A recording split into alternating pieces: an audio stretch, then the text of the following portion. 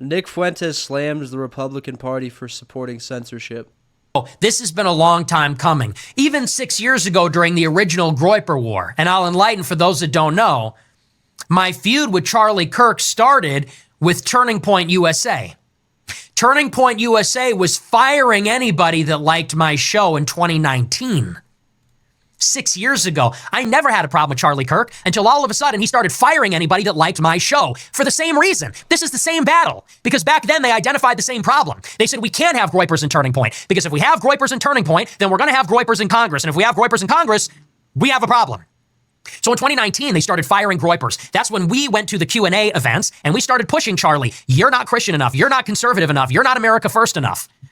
And Charlie had to change his positions because he was losing the young male demographic. And then shortly after that, I got banned on YouTube because they realized what was happening. It's just so crazy to see how this guy, a guy who was completely alone, who was ostracized from any political movement, who was radioactive, who you couldn't talk about without being banned or ostracized yourself, was able to completely change the Overton window, to really fundamentally change what the Republican Party talked about and make even Israel something that nobody was able to talk about for so long, something that you could finally criticize. And it's just, it's crazy, man.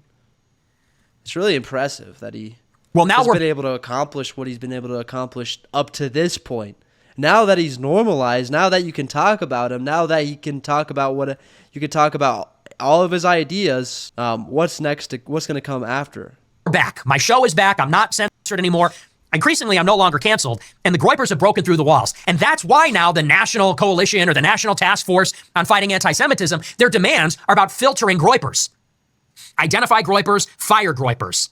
Bring the staff members to Shabbat, indoctrinate them, find strategies to combat and win the battle in the hearts and minds of the youth, because they don't want them at Heritage. Now, this was the easiest way to do that? Just fire anybody that's under the age of like 40. List of demands for Heritage Foundation. But I also want to read to you an article in the New York Times today, echoing this by Ross Doudhat. I still don't know how to pronounce his name. He said the same thing. So this is an article from the New York Times published this evening. It says what conservatives should do about Nick Fuentes. Very on the nose, very explicit. What conservatives should do about Nick Fuentes. He writes, it's been about 7 months since I last wrote about how debates over Israel and anti-Semitism are dividing the American right. Once again, we are debating the programming choices of prominent podcasters. He said, how do you gatekeep a tendency, anti-Israel sentiment sliding down the slippery slope to Fuentes' attacks on world Jewry that's clearly gaining prominence within the populist ecosystem? Are the choices of prominent figures central to the drama? Is the right looking for a new William F. Buckley Jr. who once policed the paranoid and anti-Semitic boundaries of the conservative movement? Is it already too late to prevent a Groyper future? This is the important part. I think it's clearly too late to have a future where figures like Fuentes are banished or marginalized. You lost. You tried it, and you lost. You tried to banish me. You tried to marginalize me. You tried to gaslight me, and you lost. I'm too good. I'm too resilient. I'm too strong, too stubborn, too mentally tough. I defeated you. We broke the first wall. Yeah, so you can try to banish people, exile them, excommunicate them. That just shows that you're scared to debate. Ben Shapiro, Mark Levin, Josh Hammer. If you believe you're... Well, and it's also disgusting. It's repulsive because their whole thing, the whole reason these people became popular to begin with was the fact that they looked like they were transparent, like they were honest, like they wanted to speak with anybody. But the fact that these same people desperately tried to make Nick Fuentes shut the fuck up and destroy anything that could lead to a movement just shows how evil these people are, really. Right, if you believe the facts are on your side, if you believe we're all just anti-Semitic kooks and our criticisms are invalid, debate it. But you won't. You prefer to silence, censor, ban. Because they know everything that we are fighting for is completely reasonable. And that actually, it does make sense. And deplatform and when you really break it down. When in history has the side of censorship been correct? But this is what they're doing. And again, I've said this ad nauseum. This is their... Also, when has censorship ever won? Because eventually the ideas, people begin to understand the ideas. They get out there one way or the other. And with the internet, you really can't censor anything anymore unless you shut the whole fucking thing down. The only way you stop this is you have to throw a lot of people in prison. Their etymology. This is their origin story. They're neoconservatives. They're not really conservatives. They're not tradcons. They put Israel first, right? And obviously, many of their predecessors were obviously Trotskyites. Many of them were communist, Marxist, socialist. Leninist. Yep. They opposed Stalinism, right, because it was communist authoritarianism, and because, during the Cold War under Stalin, they were hostile to Israel. They declared Zionism was racism in 1975, and the resolution they proposed to the General Assembly, 3379, I believe, and that was in November of 1975, and they wouldn't allow Jews to emigrate outside of the Iron Curtain. They supported Arab client states such as Iraq, Syria, Egypt. Syria and Egypt were the ones who perpetrated the Yom Kippur Blitzkrieg War, a surprise attack on Israel on a Jewish holiday, which it threatened Israel's existence, nearly destroyed them. Right, and it was kind of at that moment where these neocons knew that was like the final nail in the coffin. They knew they had to transfer because the GOP was still hawkish on the Soviet Union. They had a mutual enemy, and the GOP, the Tradcons, I believe erroneously, they saw Israel as our strategic proxy in the region, an extension of Western civilization. But really, Syria and Egypt, they didn't want to necessarily go into the Soviet camp. They were keen, at least, or they were keen on being neutral, or at least buying armaments from the United States, not outwardly aligned with the Soviet Union. But we forced them into their hands because, at the behest of the Israel lobby, we refused to sell those countries armaments, projectiles, supplies, military equipment, because they were enemies of Israel. So that's just one example of how our unconditional, inextricable connection and support to Israel has been to our detriment, because one of our biggest fears during the Cold War was preventing Soviet expansionism into the Middle East, obviously for oil purposes and natural resources. They opened their arms to these Arab states because we shunned them. You increased their power and influence in that strategic region. Of course, Israel didn't care because it's all about their existence. That's all the neocons and the Zionists care about. No. So he's conceding on that. He says it's too late. We lost. He's not marginalized. He's too popular. The masses love him. He's the people's champion.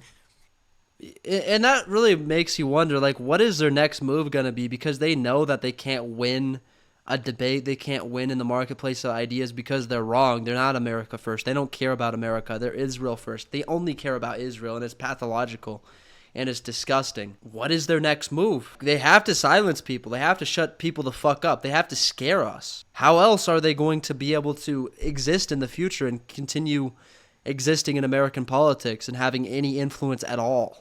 And that's kind of scary to think about how desperate these people are getting. He says the digital transformation of politics, the breakdown of the Cold War, the post-Cold War consensus, the politics of youthful alienation are all much more powerful than gatekeeping. You're wrong. I'm more powerful than gatekeeping. He says any statement of conservative principles, any attempt to read a set of personalities or ideas out of the debate.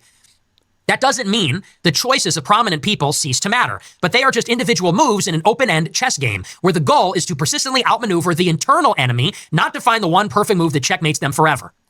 He says the goal is to persistently outmaneuver the internal enemy. Internal to what? Politics. He says, so let's consider what successful anti-Semitic maneuvers might look like. First, while the right's elites and would-be leaders can't control the information ecosystem, they can exert real control over the institutions. Who gets hired and who gets fired? Who gets promoted and who gets sidelined? More generally, what kind of culture obtains inside think tanks and congressional offices and political campaigns? Wow. They're giving the game away.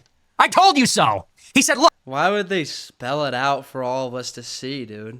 Look, we lost the information It's battle. obvious that's what they're going to do, yeah. We can't But that's not going to work either. Because there's too many of us. ban him on Instagram. His clips are everywhere. We can't ban him on Rumble and Twitter. We are being hanged by our own standard of free speech. We fought for free speech. Now we got it. Now Nick Fuentes' ideas have triumphed in the information space. He said, we can't control that. It's too big. It's too broad. So we're going to retreat to the next layer. He said, we can control the institutions, hiring and firing, sidelining and promoting. Where? Think tanks, congressional offices, political campaigns. And listen, that can work for a while, but that's not going to work forever. And some groypers are going to slip through the cracks still. You're not going to be able to identify all of them. He says, in the late 2010s, I watched generational conflict play out in disastrous ways in liberal and left-leaning institutions where the younger guard was increasingly... Really, Nick needs to be careful, bro, because they want him dead. You have to know that they want him dead. radicalized, and the older guard moved rapidly from patronizing encouragement to besieged submission, from welcoming radical tendencies to being paralyzed by fear of junior employees whom they themselves had elevated and in theory could still discipline or fire. The radical left took over the Democrat Party. Nancy Pelosi has to bend the knee to AOC in certain instances. Zohran Mamdani defeats Andrew Cuomo. He said, in the left, the radical, bombastic, enthusiastic young people captured the institutions. Because initially, the establishment on the left was, let's say, they were caught with their pants down.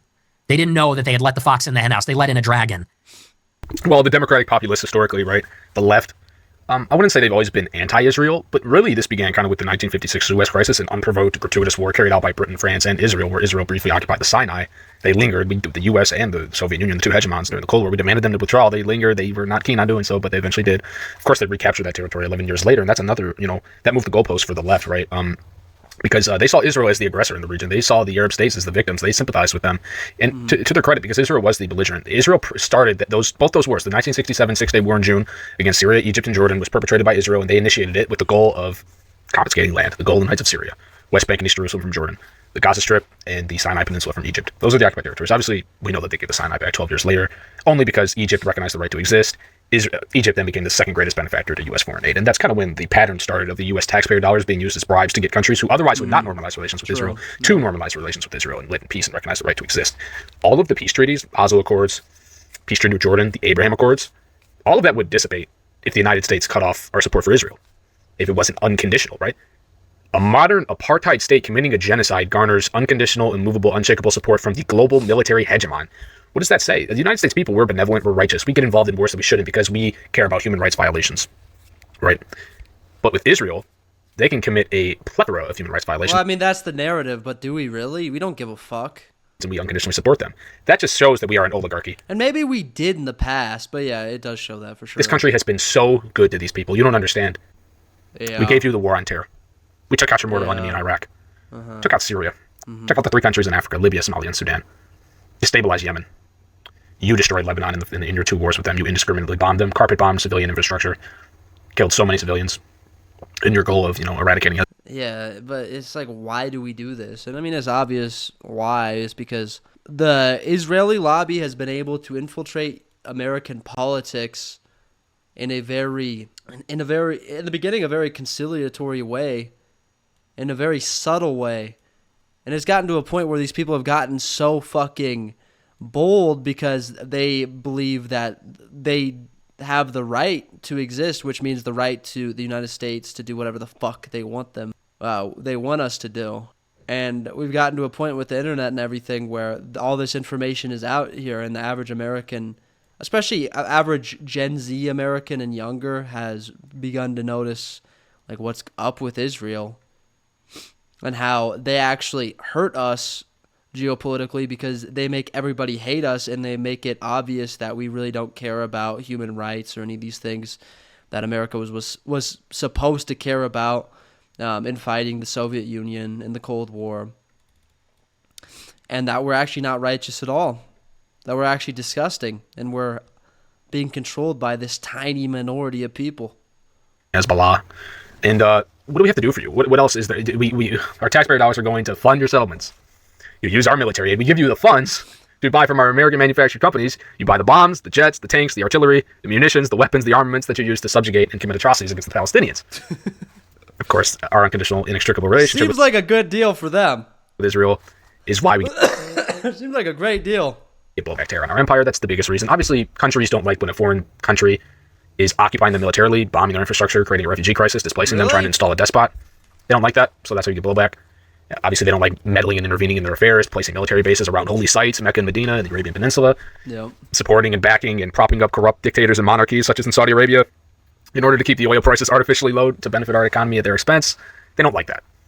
But a lot of this, obviously, oil plays a role in the Middle East, but our connection to Israel is catastrophic for our main strategic goal in that region, which is obviously oil, right? But they're creating the wars. Wars, you're destroying oil fields, you're creating volatile oil prices. Is that what you want? Do you really want to pick a side? You're on the side of Israel. That alienates you from the Arab world. And it's not Judaism why these Arab countries attack Israel. It's not about their religion. It's about how they treat Palestinians. About how they operate there, bro. It's about subjugation. They only cause problems. It's about without the U.S., they would not exist. Ethnic cleansing. And because everybody hates them because they only cause problems. 1948 and 1967. It's about denial of political rights to self-determination. It's about a denial of autonomous and sovereign statehood for them. That's what it's all about. And the antidote to all of this, I say this ad nauseum almost in every video I do, is the 2002 Arab League proposal, the initiative titled the resolution titled the Arab Peace Initiative. This came from the Arab League and the Organization of the Islamic Conference. It essentially says that nearly every single country a part of the Islamic Conference, 57 total Islamic countries in the world, would normalize relations with Israel, recognize the right to exist, live in peace, stop supporting terror if the Palestinians, which are 50% of the population on the historic landmass of Palestine, if they just get 22% of the land, which is June 4th, 1967 borders, pre-1967 war borders, which consist of the Gaza Strip, West Bank, East Jerusalem as their capital because of the third holiest site in Islam, which is in East Jerusalem, is the Al-Aqsa Mosque atop the Holy Mount. Israel's never going to... I don't see peace. because Israel's colonized. They already de facto annexed the West Bank. That began in the 90s. They've colonized over 70% of it. They've settled over 400,000 Jews in the West Bank, over 375,000 in East Jerusalem. They've colonized the place. They built settlements. I mean, I don't see how unless the only way is if the United States forces their hand, and that's ending all the peace treaties. Trump has kind of tried to do that, but he's not willing to go all the way. Because these people are tough. These people are psychopathic. These people will deceive you. These people don't give a shit. And yeah, you have to really put your foot down to force them to accept peace. Sanctioning their government, trade embargo, arms embargo, and foreign aid, then they'll be under existential peril. The Arab world is 400 million strong. Israel's the size of New Jersey with less than 10 million people with a per capita smaller than New Jersey. They would not survive.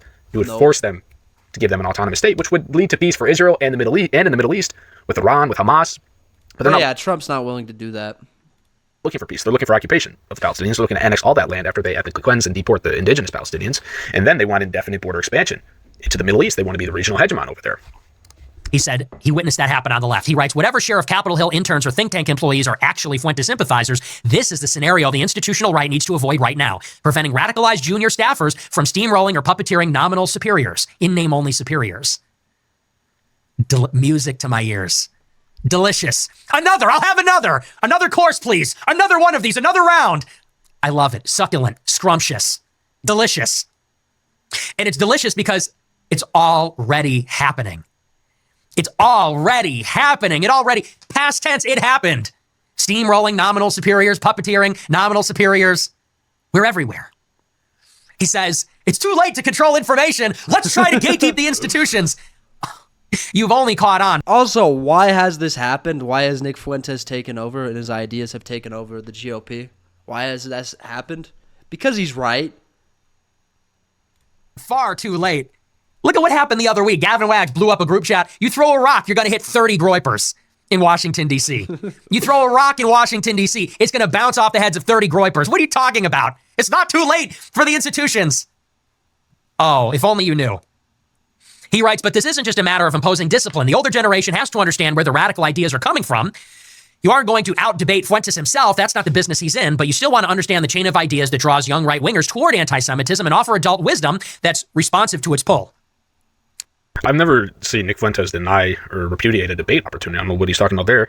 Ben Shapiro, he will never debate Nick Fuentes. He'll never debate any of us. Ben Shapiro, he only debates women that are in their third trimester. He debates college students, which, I mean, I'm college age, 22, but I've read up on the conflict and all this stuff. He debates people who really don't know anything. They probably have some IQ points, up their sleeve, but they don't have the assiduous knowledge. They haven't done this for a long time and read all the knowledge, read all the books and acquired the knowledge. So he can easily just defeat them. But he doesn't debate anybody. He debates Destiny. Really? This guy has like a video game name. What are we doing here? He doesn't know anything. What has he done? What is he, again, and he didn't even debate him on Israel because Destiny is pro-Israel. He debated him on domestic politics or whatever.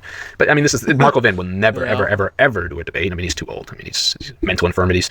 Josh Hammer, he to his credit, he debated Dave Smith. All Josh Hammer did was lie during that debate, by the way, about Iran's nuclear program, he said that Ariel Sharon's Likud, the hardline right-wing party of Israel, did not want war with Iraq. Really?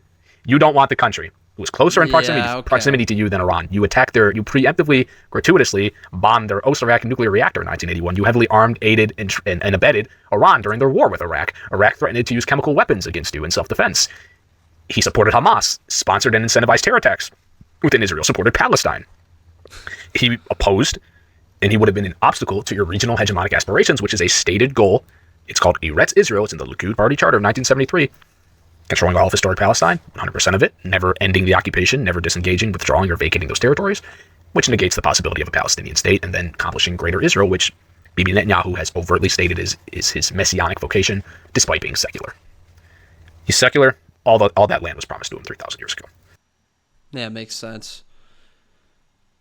Yeah, dude. It's cool to see, though, that things are changing. It's going to take time, but I do think in the long run, Nick Fuentes' ideas will win, and they will prosper, and they will triumph, and we will eventually get America first. It's going to happen. It's just a matter of time.